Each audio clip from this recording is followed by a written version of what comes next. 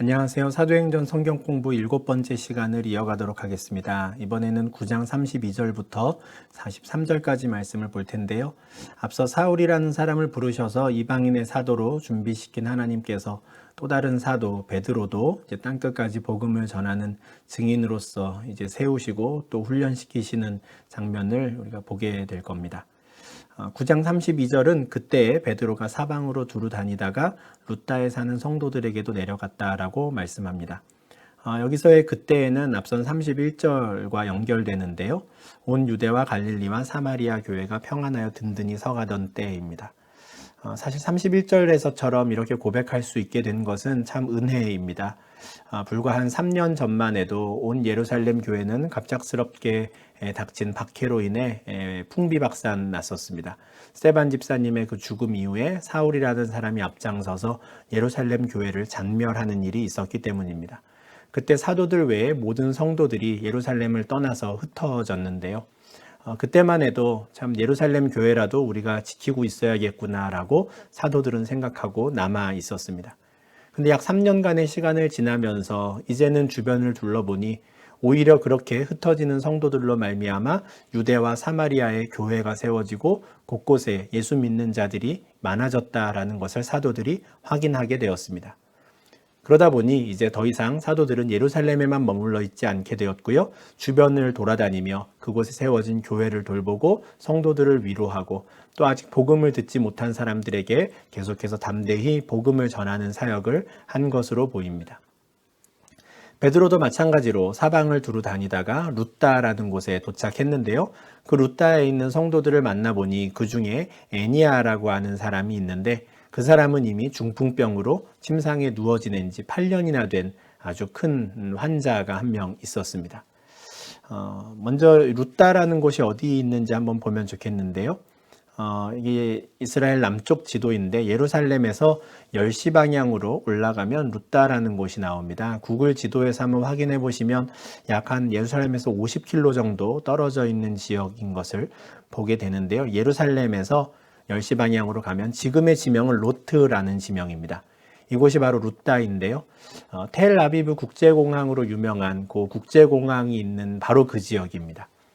그래서 예루살렘에서 지금 차로 가면 한 50분 정도 걸리는데 이 로트가 바로 룻다인데 베드로가 이 룻다에 도착했을 때 애니야를 만나게 된 것이죠. 근데 애니야를 보았을 때 베드로는 아주 담대히 이렇게 선포합니다. 예수 그리스도께서 너를 낫게 하시니 일어나 내 자리를 정돈하라. 아주 담대한 선포이죠. 묻지도 않고요. 그냥 바로 이렇게 선포하는 겁니다. 예수 그리스도께서 너를 낫게 하신다. 그렇지만 베드로는 내가 너를 낫게 하는 것이 아니다라는 걸 아주 분명히 보여주죠. 너를 낫게 하는 것은 예수 그리스도이시다라고 선포합니다. 베드로는 처음부터 이런 선포 또 이런 믿음의 고백을 시작했었습니다. 베드로가 요한과 함께 예루살렘에 있는 성전으로 들어갈 때 나면서부터 앉은뱅이 된 자, 나면서부터 걷지 못하는 사람을 만난 적이 있습니다. 사도행전 3장의 사건이죠. 그때 그들은 예수 그리스도의 이름으로 그를 일으켜 세웁니다. 나면서부터 걷지 못했던 사람이 일어나 걷는 것을 보고는 예루살렘 성전에 있던 많은 사람들이 베드로와 요한을 찾아왔었습니다. 그리고 정말 그들을 주목하여 보았고요. 그들이 마치 큰 신이라도 된 것처럼 그들을 떠받들려고 했습니다. 바로 그때 베드로는 왜 우리가 이 사람을 일으킨 것처럼 우리를 주목하느냐라고 되물은 적이 있습니다. 이 사람을 일으켜 세운 것은 우리가 아니라 예수 그리스도시다. 너희는 예수 그리스도를 바라보아야 한다라고 이야기한 적이 있는데요. 같은 맥락의 선포입니다. 베드로는 지금 이 중풍병으로 8년이나 누워 있었던 애니야를 낫게 하시는 분도 자신이 아니라 예수 그리스도임을 믿음 가운데 고백하는 것이죠. 이 그림은 베드로가 그 애니야를 일으켜 세우는 장면을 이제 그림으로 표현한 것인데요. 실제로 그 선포 이후에 그 애니야는 그 자리에서 일어나게 되었고요. 이것이 그 지역에서 복음이 전파되는데 아주 큰 도움이 됩니다. 룻다와 사론에 사는 사람들이 다 그를 보고 주께로 돌아왔다라고 하는데 사론은 룻다 인근에 있는 평야 지역이라고 합니다. 그러니까 그 룻다만이 아니라 룻다 인근에까지 이 소문이 다 퍼진 것이죠. 8년간 누워있던 애니야가 예수 그리스도의 이름으로 단번에 일어났다라는 겁니다. 그 소식을 듣고 주변에 있는 사람들이 다 구경하러 오는 거예요. 여기서 그를 보고는 애니야를 보고입니다. 정말 누워있던 그 사람이 일어난 것을 보고 주께로 돌아오는 일이 벌어진 것이죠. 사도들이 성령의 임재 이후에 그들이 담대히 하나님의 큰일을 전하기 시작하였는데 처음부터 그들은 말로만 복음을 전한 것이 아니었습니다. 그들을 통하여 예수 그리스도께서 기사와 표적을 행하셨고 그 기사와 표적을 통해서 그들이 선포하는 말이 참된 진리임을 사람들에게 알게 하셨습니다. 그러한 사역의 방법이 지금까지도 이어지고 있는 것을 보게 됩니다. 베드로가 복음을 말로만 전할 뿐 아니라 이처럼 기적을 통하여서 기사와 표적을 통하여서 함께 복음이 흥황케 전파되는 일을 하였던 것이죠. 그런데 베드로가 이처럼 룻다에서 애니야를 일으켜 세웠던 바로 그때 인근에 있는 욥바라고 하는 다른 도시에서 아주 큰 일이 벌어집니다. 욥바에 다비다라고 하는 한 여제자가 있었는데요. 그 이름을 번역하면 도르가라라고 설명됩니다. 이 다비다라는 이름은 원래 그 이스라엘 사람들, 히브리 사람들이 부르는 아람어로 다비다인데 이것을 이제 헬라어로 번역을 하면 도르가라고 이제 이름이 된다라는 설명이에요. 근데 이 다비다라는 이 여인이 참된 제자였던 겁니다. 선행과 구제하는 일을 정말 많이 했던 참 좋은 신앙인이었던 것이죠. 이 욥바라고 하는 지역의 지금 현재 사진인데요. 굉장히 번성한 큰 도시이구나라는 걸 보실 수 있을 겁니다. 근데 그 해안선을 한번 보시면 이렇게 오른쪽으로 움푹 들어갔지요. 이런 식으로 해안선이 구불구불한 지역이 바로 이 욥바입니다. 해안선이 이런 형태로 되어 있다 보니까 아주 오래 전부터 이 욥바는 이스라엘에서 중요한 항구 도시의 역할을 해왔습니다.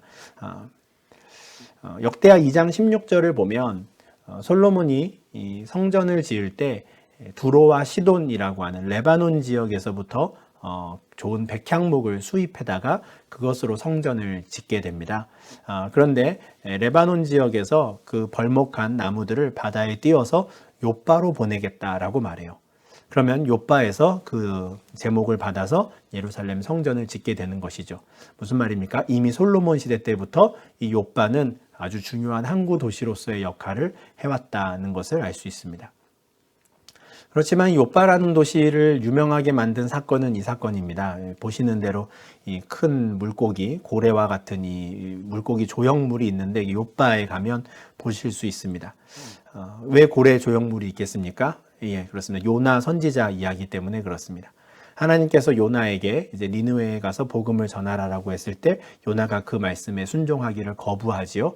그래서 하나님을 피해서 저 배를 타고 스페인 쪽으로 다시스로 도망하려고 욥바로 내려갔다라고 말씀합니다. 욥바에서 배를 타고 이제 가야 하기 때문이죠. 이처럼 구약에서 아주 오랫동안 이 욥바라는 곳은 항구 도시로서의 역할을 해왔고요. 예수님 당시에도 마찬가지입니다. 많은 사람들이 살고 있었고 또 많은 물자가 오가는 물류 중심지 중에 하나였습니다. 바로 그곳에 다비다라고 하는 아주 선행과 구제를 열심히 하는 믿음 좋은 여제자가 살고 있었던 겁니다. 그런데 그때 그녀가 병들어 죽게 됩니다. 그때라고 하는 표현이 또 37절에 나오지요. 베드로가 지금 룻다에서 애니야를 일으켜 세움으로써 그 소문이 주변에 많이 퍼졌을 그때입니다. 마침 그때 다비다가 병들어 죽으니 교인들이 와서 장례를 진행을 하다가 중단하는 겁니다. 시체를 씻어 달하게 누이니라라는 것은요, 장례 절차가 진행되다가 멈췄다는 걸 보여주는데요.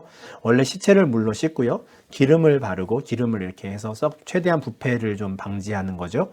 그리고 무덤에 넣어야 합니다. 근데 시체를 씻기만 하고 그냥 집 다락에 누였어요. 가장 서늘한 곳에 그나마 둔 것인데, 왜냐하면 바로 그때 베드로가 룻다에서 애니야를 일으켜 세웠다라는 그 소문을 듣게 된 겁니다. 룻다는 욥바에서 가까운 도시였거든요. 그래서 욥바의 제자들이 얼른 베드로에게 사람들을 보내서 베드로를 간청하여 부릅니다. 룻다에 있던 베드로가 욥바로 얼른 달려오게 되는 것이죠. 다시 지도를 보여드리면 예루살렘에서 룻다, 또 룻다에서 욥바는 10시 방향으로 쭉 올라가면 됩니다. 예루살렘에서 룻다가 한 50km 떨어져 있으면요, 룻다에서 욥바는 한 25km 정도 떨어져 있습니다. 지금 현재 구글 지도상으로는 예루살렘에서 로트를 지나서 로트에서 텔아비브 야포라고 하는 야파라고 하는 저곳이 성경에 나오는 욥바인데요. 지금도 이제 번화한 도시인 것은 아까 사진에서 보여드렸습니다. 그러니까 그렇게 멀지 않아요. 한 25km 정도 떨어져 있으니까 학자들 생각에 6시간에서 8시간 정도, 어쨌든 하루 안에 달려갈 수 있는 거리였던 것이죠.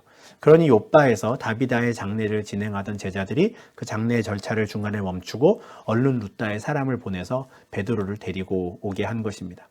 혹시 베드로가 예수 그리스도의 이름으로 이 여인을 살릴 수 있지 않을까 기대한 겁니다. 왜 그들이 이렇게까지도 다비다를 다시 살리고자 했을까? 그 이유가 39절에 나오는데요. 욥바에 도착한 베드로가 그 성도들과 함께 얼른 다락방에 올라가 보니까요, 그 다비다의 시신 옆에 많은 과부들이 있었습니다. 근데 그 과부들이 모두 다 울면서 자기들이 입고 있는 옷을 잔뜩 보여주는 거예요. 겉옷과 속옷을 다 이렇게 보여줍니다. 속옷이라 그러면 좀 이상하실 수 있는데 안에 입는 셔츠고요. 겉옷은 이제 잠바를 입은 걸 생각하시면 됩니다. 그러니까 겉으로 드러나는 이 옷들을 다 보여주는 겁니다. 그리고 이 옷을 도르가가 우리를 위해 만들어 주었습니다 라고 이야기하는 거예요. 모든 과부가, 이게 참 중요합니다. 과부들은 어느 도시, 어느 사회에서나 가장 소외되고 연약한 자들입니다. 그런데 다비다는 바로 그들을 돕고 그들을 돌보는 정말 어머니와 같은 여제자였던 거예요. 그들을 위해서 날마다 옷을 지어서 과부들에게 나누어 주었습니다. 그런데 그 다비다가 세상을 떠났으니 모든 과부들이 와서 그를 애통해하고 정말 우리가 얼마나 많은 사랑을 이 여인으로부터 받았는가를 생각하고 있었던 것이죠. 근데 마침 베드로가 나타나니 제발 이 여인을 다시 좀 살려달라고 애원하고 간청하게 되는 겁니다. 그 상황에서 베드로는 이렇게 합니다. 함께 다락에 있던 모든 사람들을 다 내보냅니다. 그리고 혼자 그 다비다의 시체를 마주하고 서 있다가 무릎을 꿇죠. 그리고 기도합니다. 분명히 하나님께 간구하는 것이고 이 여인을 살려달라고 기도했을 겁니다. 그리고는 이제는 시체를 향하여 이렇게 외칩니다. 다비다야 일어나라. 아주 짧은 말인데요. 다비다야 일어나라 라고 선포하자 그 다비다가 눈을 뜨고요, 베드로를 보고 일어나 앉습니다. 기적이 일어난 것이죠. 지금 이 장면이 베드로가 지금 죽은 다비다를 일으켜 세우는 장면인데요. 베드로 입장에서도 이것은 굉장한 믿음의 도전이었을 겁니다. 나면서부터 걷지 못했던 사람을 일으켜 세우기도 했고 8년 동안 중풍병으로 누워있던 애니아를 일으켜 세우기도 했습니다. 그렇지만 인간적으로 생각할 때 다비다를 일으켜 세운 것은 차원이 다릅니다. 이미 목숨이 끊어진 사람, 죽은 자를 일으켜 세우는 것, 이것은 정말 어떤 신의 권능을 의지하지 않고서는 도저히 불가능한, 상상조차 할 수 없는 일을 그는 감히 시행한 겁니다. 그리고 죽은 다비다가 일어나는 것을 직접 목도하게 된 것이죠. 어떻게 그가 이런 용기를 낼 수 있었을까? 아마 그는 죽은 다비다를 보았을 때, 그와 함께 한 방에 딱 있었을 때, 그 옛날 예수님께서 이 땅에 계실 때 자신을 데리고 죽은 아이를 살리셨던 그 장면을 기억해냈을 겁니다.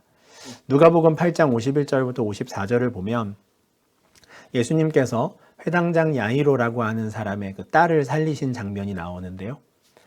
예수님께서 그 야이로의 집에 들어가시기 전에 이미 야이로의 딸은 숨을 거둔 이후였습니다. 많은 사람들이 곡을 하고 있었어요. 그때 예수님께서 들어가셔서 슬퍼하지 말라고, 이 아이는 죽은 게 아니라 자고 있다고 했을 때 사람들이 비웃기까지도 했었습니다. 그렇지만 예수님께서는 아랑곳하지 않고 모든 사람들은 다 들어오지 못하게 하시고는 베드로, 요한, 야고보 이렇게 3명의 제자와 아이의 부모만을 데리고 그 방으로 들어가십니다. 그리고 죽은 야이로의 딸을 손을 붙잡고 아이야 일어나라 라고 하시고 아이를 일으켜 세우셨을 때 그 아이가 일어나는 기적을 베푸십니다. 바로 그 자리에 베드로가 있었던 것이죠. 베드로는 예수님께서 그 죽은 아이를 일으켜 세우셨던 것을 기억하고 정말 다시 한번 예수님께서 그 능력을 자신을 통해 보여주기를 바랬을 겁니다. 마가복음 5장 41절에는 예수님이 그 야이로의 딸을 일으켜 세우실 때 히브리어로 그 당시 유대인들이 사용하던 언어로 달리다굼 이렇게 말했다라고 해요. 달리다가 소녀고요. 굼 이게 일어나라입니다. 소녀야 일어나라 달리다굼 한 거죠. 아람어로. 아마 이것도 그는 기억하고 최대한 똑같이 따라한 것 같아요. 다비다야 일어나라 굉장히 짧은 말을 하였는데요. 이것이 아람어로는 다비다굼입니다. 비슷하죠. 영어 알파벳으로 쓰면 딱 철자 하나가 차이가 납니다. 달리다굼, 다비다굼 하는 겁니다. 예수님께서 하셨던 그대로 예수님께서 다시 한번 자신을 통하여 이 사람을 일으켜 세워주시기를 간절히 바라며 그렇게 한 것이죠.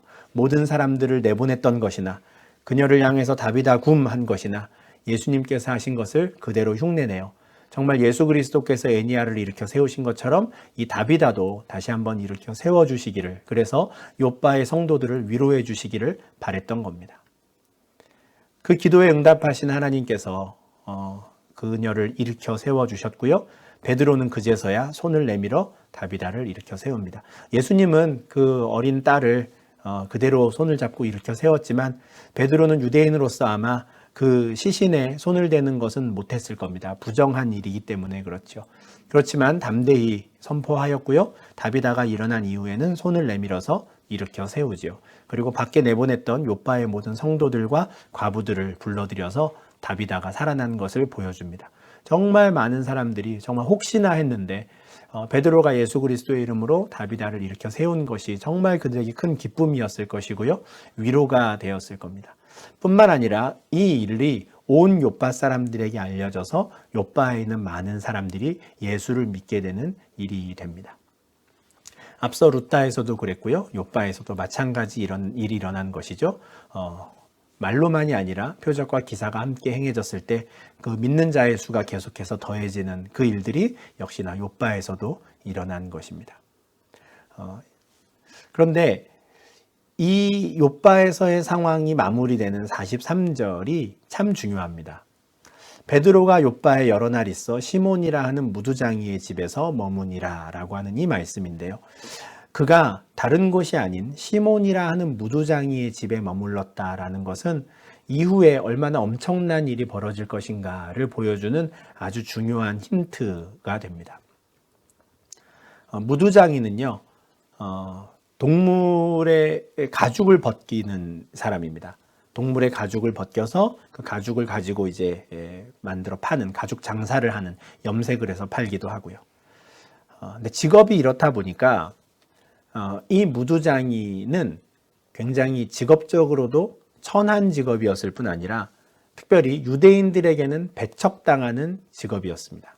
가까이 하면 안 되는 사람, 왜냐하면 죽은 동물의 시체를 다루는 사람이기 때문에 그렇습니다. 지금 욥바에 가면 지금도 이 시몬, 무두장이 시몬의 집이라고 하는 곳이 이렇게 남아 있습니다. 이렇게 관광지가 되어서 사람들이 와서 구경도 하고 이렇게 사진도 찍고, 저도 사진을 찍었는데요. 사진도 찍고 하는데 그 문에 보면 지금은 자카리안 가족이 살고 있는 것 같아요. 아마 굉장히 불편할 것 같은데 많은 사람들이 찾아오니까요. 근데 이 집 위에는 무두장이 시몬의 집이라고 하는 것이 이렇게 영문으로 기록이 남아 있습니다.